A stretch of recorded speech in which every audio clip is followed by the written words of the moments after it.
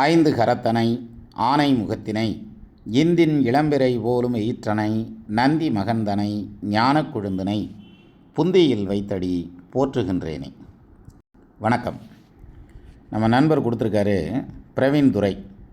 எனக்கு ராகு திசை தான் நடக்குது ஐயா. ராகு 12ஆம் வீட்டில் சந்திரனுடன் சேர்ந்துள்ளது, குரு பார்வை உள்ளது. தொழில் 2018 தொடங்கினேன். 2023 மெகா லாஸ். அனைத்தும் கைவிட்டு போனது. திருமணம் நின்றது. இப்பொழுது வேறு தொழில் 2024 ஆக்ட் அப்படின்னு கொடுத்துருக்கீங்க.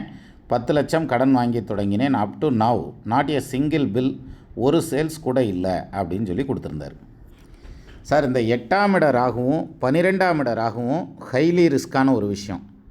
இந்த ராகு எந்த அளவுக்கு ரியாக்ட் பண்ணோம்னாக்க சுத்தமாக காலி பண்ணி விட்டுரும். அந்த அளவுக்கு ரியாக்ட் பண்ணக்கூடிய ஒரு ஸ்ட்ராங்கான ஒரு பொசிஷன் இருக்குது. அப்போது இந்த 8ஆம் இட ராகு 12ஆம் இட ராகுக்கு இந்த ராகுக்கான ரூல்ஸ் கொடுத்துருக்கோம் இல்லையா, நீங்கள் அதை அப்ளை பண்ணி பாருங்கள். அதாவது ராகுவுக்கு வீடு கொடுத்த கிரகமும் ராகுவுக்கு நட்சத்திர சாரம் கொடுத்த கிரகமும் ஒன்றுக்கு ஒன்று கேந்திர திரிகோணம் மியூச்சுவல் ஆஸ்பெக்ட்ஸ்னு சொல்லக்கூடிய சமசப்தம பார்வை இந்த மாதிரி இருக்கணும்.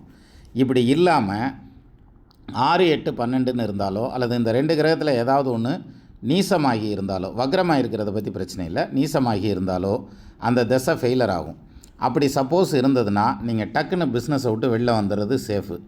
இல்லை நல்லா தான் இருக்குது அப்படிங்கிற மாதிரி இருந்ததுன்னா அப்போ அடுத்தடுத்த புத்திகளை நகர்த்தி பாருங்கள். எந்த புத்தி நல்லா இருக்குமோ அது வரைக்கும் தாக்கு பிடிச்சாகணும் நீங்கள். இதான் சார் உங்களுக்கான ரூல்ஸ்.